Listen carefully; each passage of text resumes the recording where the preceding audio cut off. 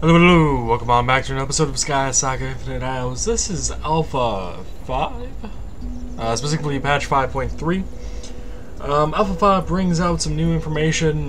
Some of the stuff from Alpha 5.3 specifically is a new island that you can have outside of this one here.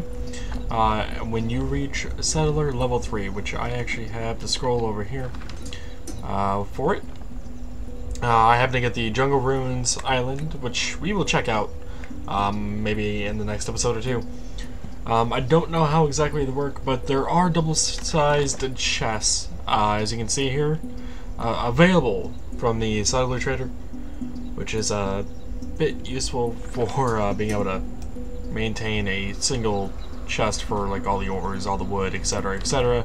Though do keep in mind it takes up both 2 slots, so it's not like you're gaining any more storage out of a single space. You're still gaining the same amount of storage as you would from 2 different chests, but it definitely does help keep everything together if you so desire. I personally have individual chests over there for all the different things, primarily because I prefer an up-down stack rather than a left-right stack. If there was like a vertical chest, like a double chest vertical, I'd totally go for it, but as far as I'm aware, there is not. So this episode we are going to take a look at everything I've been doing in Alpha 5, because I've been spending quite a bit of time with this. Got up to Explorer rank 6 and Settler rank 5. I've also unlocked some new recipes, but you don't see anything here for those because the recipes I've unlocked are related to the anvil. You got the metal plate helmet, which we've seen before. The breastplate, of course, etc., etc. Nothing entirely new here, though I did have to unlock this and I believe this on my own. If we take a look at the workbench, however, this is a normal wooden chest that I've been using for the recipe. I've unlocked quite a few new things here. The small trader's chest, which looks very interesting, but I have not checked it out. We can also make a large lizardman chest. Haven't made any of those either. The one I got from across the way is actually from the Settler Trader. You got a race leaderboard, a race timer start, and a race timer end. If you want to make a course or something interesting that involves like racing through something, you can go ahead and do so. And then kind of like advertise your island on the social hub. I believe if they pick your island for it. Not entirely sure on the details on that. It's fairly new to me. Even though I've been playing around for a while with this. Also, I tried getting into the PvP system, and it just it's horrible. The PvP system is horrible. What I was trying to do earlier was play Capture the Flag, because there was a combat quest related to it, and well, it's just it's bad because, well, there's not many people on initially, so waiting for people to join, it takes a while. When someone finally did join, there was a 30-second countdown timer until that actually happens for the match to start, and anyone could join during this time. However, the match will start without a doubt if it's a 1v2. On Capture the Flag, that doesn't make entirely much sense if you ask me. If it was a PvP, like how many kills can you get, that'd make a lot more sense in my opinion. But for Capture the Flag, if it is a 1v2 or even a 1v1, there's not much to the actual gameplay mechanics at that point. It's a, well, who has a team of 2 and they're going to win at that point. There's not much a singular person can do about that. So they really need to look into that and prevent that kind of thing from happening. Now, if it was a 5v4 or something later on, you know, where like one person's going to make a slight difference but not enough to impact whether or not the game can actually be played, that'd make more sense. But like maybe have a minimum of like a 3v3 before the match even tries to begin. Yeah, I think 3v3. Maybe even 2v2 would be fine. One person defending, one person trying to capture would even be fine. But yeah, it's a massive problem. Team imbalances is a major problem, and I'm not a huge fan of what they have for it right now. But I think enough talk for now. Actually, wait, is there anything else from the update I should mention? Yes, actually. There are some combat updates, which involves enemy attack speeds being rebalanced. I'm wiping off my glasses at the moment, so I can't read the changelog.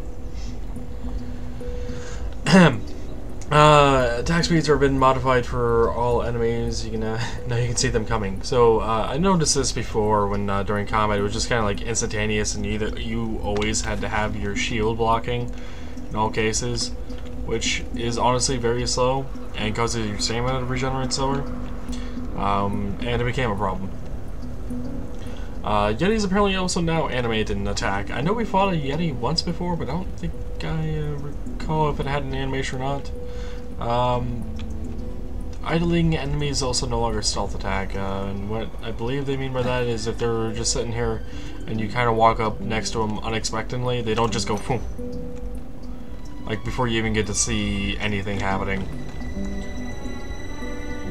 Is what I believe that means, though I don't exactly know. There's been apparently some UI polishes as well, user interface. I can't say I've really noticed anything different. Apparently there's been an update to the social/profile interface and a new improved initial loading screen. Yeah, I haven't seen much in the ways of those. There are a lot more optimizations, and apparently holding control will prevent you from falling off voxels, or a block, if you will. That's new, apparently. And it's definitely a thing that happens. I can't say I've ever found a use where I needed to look over the edge without just, you know, being able to do that. It hasn't really gave me much of a point to really need. Apparently metal plates have also been modified. Let's see, where they at? This recipe was apparently 2 at some point. I can't say I recall this, but apparently they doubled that. There's a community quest now, which is what this one is. Essentially, you have to defeat so many mobs with everyone else, and I've killed 99 of these corrupted bandits in general. You get rewards for this. You get personal milestones. You got the community milestones, as well as a competitive reward. So if you want to actually fight for the top position of number of corrupted bandits, in this case, killed, you can, and there are rewards for that. There's another 165 bug fixes according to the patch list, and there was apparently an issue for island information in German language causing a crash. Who knew? I don't think there's anything else, though, to really make a note of. Nothing I've really noticed. There are the new biomes for the jungle, and I know we've seen the desert, I believe, once before, but we haven't really looked at it that much. So we are actually going to head on into the desert.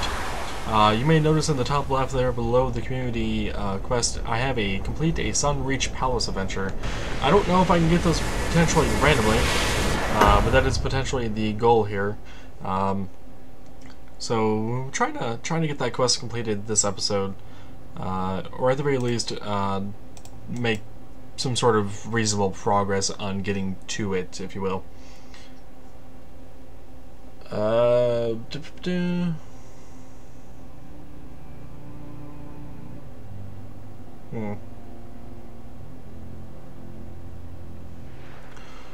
there's not much else to say about this, the goal, really, I guess.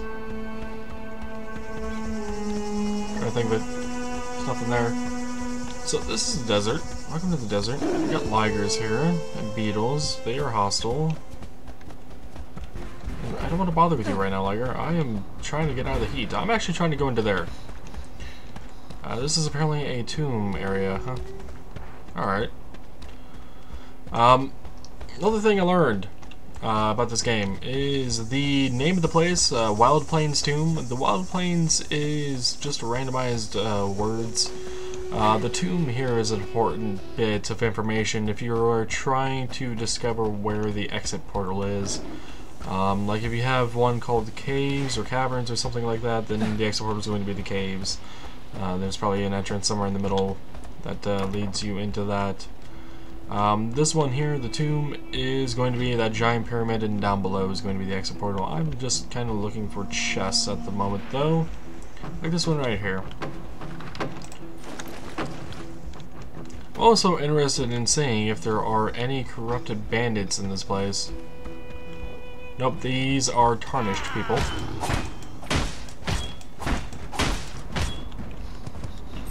Yeah, and combat seems still pretty much a hack and slash at the moment, at least against these guys. Against the boss guys, it's definitely you got to use a shield or be able to dodge at the very least. No more chests around here. It was just those two. Appears to be that way. Alrighty, moving on. Chests? No? Okay. Yeah, no more chests. Looks like there's another building out over here. Did I just take a little bit of fall damage there? I did. A smidge of my bar of health was taken away from that fall. Ah, there's another chest in here. A bunch of random stuff. This here is black powder. I have no idea what that's used for. None whatsoever. Another doorway. Okay. Stairs are outside to go on up. Interesting house design, but I'll take it.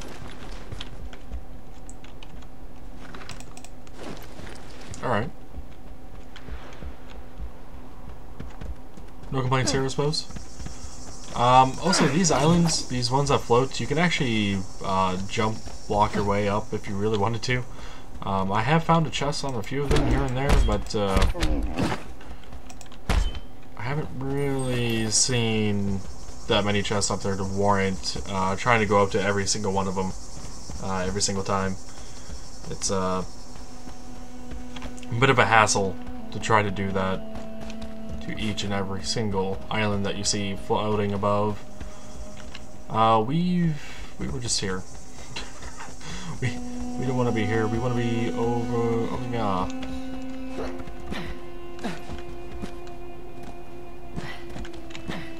Let's see. Can I? There we go. That'll work. Although Liger and Alpha Liger, I'm going to assume. Hello, pig.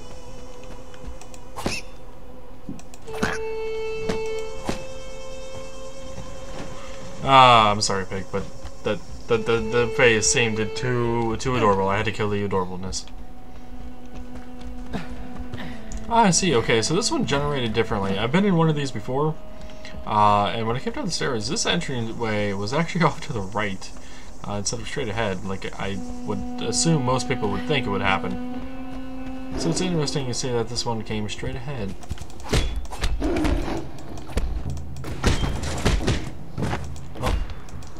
Liger's dead. Give me the money. The knots, by the way, are very much easier to get in this version of the game. I've gotten 21,000, and I've spent probably another 30 or 40,000 knots on recipes. I actually appreciate that a lot, because before you would have to destroy the pots and whatnot, the enemies wouldn't. I don't think the enemies really dropped any knots whatsoever. If they did, it was like 2 or 3, just like the pots. And in order for you to get a couple of thousand, even for the cheapest recipe, it just took forever. Okay, so it looks like I'm supposed to be going that way. That means let's take a look over here, see if there's any chests. Let's see, anything over here? No. Okay, so we got a path to the left and path to the right. Let's take the left one first. Let's put a torch down just so we know we've been here. Okay, so that's the exit portal right there. Which means if we go to the other side, then that'll be quote-unquote optional pathing.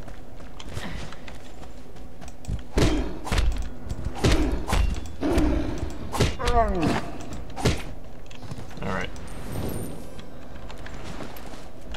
Let's see. Anything in here besides this chest? Doesn't really seem like it. By the way, that sky iron ore I've been picking up from these chests, I really don't need it. I have nearly 3 stacks of the ore. Like, I really, really don't need it. There's going to be a certain point where I just gonna have to trash it because I don't believe there's a way to sell anything yet. What are you? Bleachwood torch. Ah, hey, alpha liger.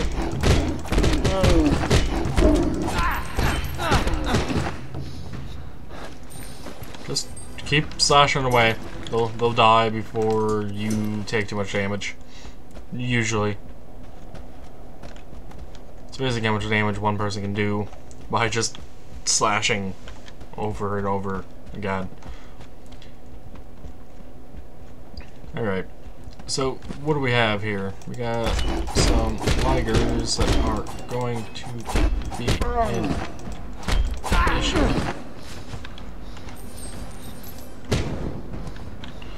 Just smack that corpse with a— whoa! Hello.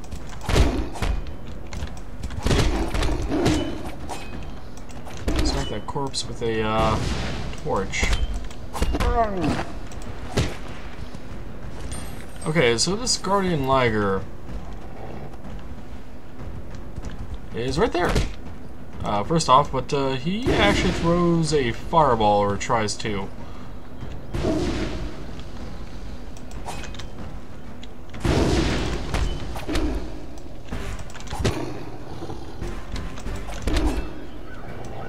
Alright, let's back off a bit. He's gonna try to throwing the fireball at us and actually get a hit. I'm gonna charge in and miss like an idiot.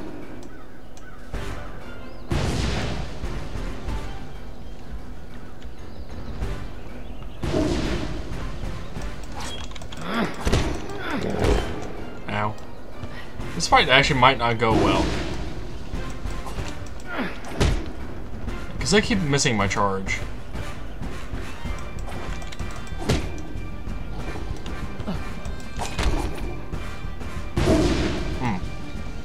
Good block, shield. Good block. Granted, fire against wood. I don't know how that exactly gets blocked without my shield just instantly working, but whatever.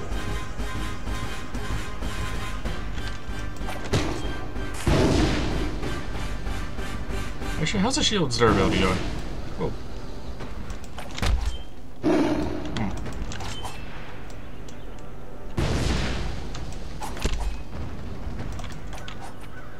Missed? I missed?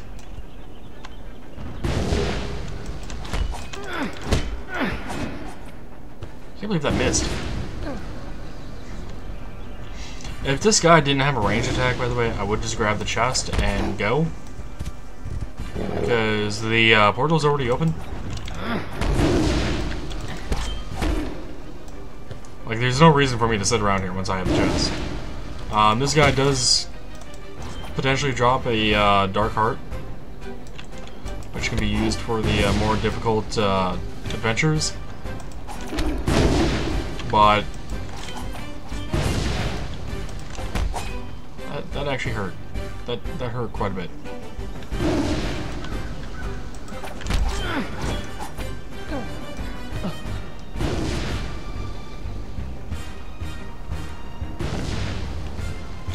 Let's see. Got him stuck in a corner.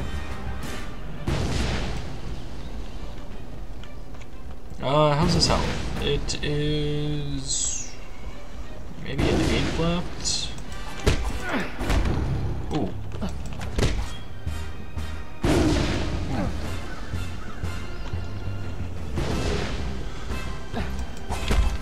By the way, trying to back up and go to the left seems to move you slower. Like if you're trying to back up and you notice that they are going to attack, I recommend stop trying to back up and just sidestep. You are probably more likely to live. Alright, and that is what I mean, by the way, about the boss mobs. Still, they're being difficult compared to the other ones. What did we get? A light wolf castle ruins keystone, some sunsteel rods, a sky iron scimitar, which that is actually awesome. and some yellow keystone fragments. So essentially I can make the keystone that gets back to here without having to mine anything.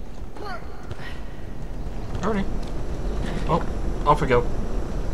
There's only a few key places in these maps, or adventures if you will, and once you've found them, there's not much more to really look for. You could probably look for a cave and maybe find another chest or two, but I've never really found that to really be that useful. So let's see. I have a bunch of keystones, by the way. A bunch of keystones, and this one we're actually going to be doing next, probably for the rest of this episode and next episode. We will see. I just need to clean out my inventory here just a bit, though, just so we have some space for for items that we pick up. There's the words I was looking for. For items. Items are a thing, right? Yeah, I think so.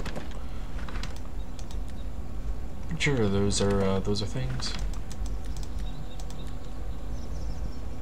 Alright. Oh, yeah. I have 3 stacks of the Sky Iron ore, and then an extra 31 now. I have more than enough, and I'm actually going to destroy that one torch. I don't want it. Got some frost steel and some aquanite. Aquanite is actually new. It's from the jungle place, I believe, anyway. I haven't found it anywhere else. The jungle is actually pretty much more like a swamp in my opinion. It's less jungly than swamp. There's just a lot of water everywhere, and we'll check that out as well in some future episode. Yeah, for now, I just want to get rid of these items and extra gear. We do actually have the Sky Iron Scimitar. We can go ahead and check it out. This is a very fast weapon compared to the sword. Like, I like it, but the materials required to repair it, I don't exactly have on hand, and it's primarily the white leather straps that I don't have. So I've been avoiding using them. I used this one actually for quite a while before it broke or became severely damaged. Was able to get enough white leather to repair it once, but it's been sitting there because I can repair this Sky Iron short sword so much easier. Speaking of repairs, let's go ahead and grab these groundwood planks, and let's go ahead and repair our shield, since our shield took a bit of a beating during that adventure. Is there anything else that we can look at the moment? And I don't really think so. Oh, I know some episodes ago I mentioned about rebuilding the ruined fortress here. And since the alpha has caused a reset a few times, I obviously never did finish that. I would still like to finish that. It is still one of my things I wish to do in terms of finishing what all of that is. And this particular ruin actually does give me some idea of what the wall looked like, as well as what the tower looked like when it's a bit more completed and not completely decapitated. So, like, apparently there was even a second level to this, maybe even a third. I don't entirely know. But this is an interesting discovery for these ruins. Like, I know roughly what they're supposed to look like from the previous videos I've done, and the previous alpha builds, but I don't know if that's entirely meant to be, like, all new. But yeah, this particular generation left me with a lot of a good chunk of the wall and tower for me to actually see what the heck was going on here. So that's good. I get to see what the hell was going on and actually able to replicate it. It also looks like down here it might be an indication of some sort of, like, oh hey, you could actually put stairs going down here if you so desire, instead of maybe having these here, which I might actually do that. Or I might actually take this out and do a double split kind of thing. I don't know. I don't entirely know. But I do want to restore these ruins. I do want to. We'll see about doing that sometime soon, actually. But looking at the time on my clock, it is definitely over 20 minutes, I believe. Yeah, I think it's been going for about 22 minutes, this video. I'm going to leave it off here. Maybe next episode we'll take a look at actually building and talking a bit about SkySaga in general, and taking a look at that jungle island unlock potential. Maybe we'll do that first, just to see what exactly happens when I go to unlock that. Like if I lose this, or like it everything gets quote unquote transformed, or what have you. We'll see. I don't entirely know what it does. But yeah, until then, take it easy.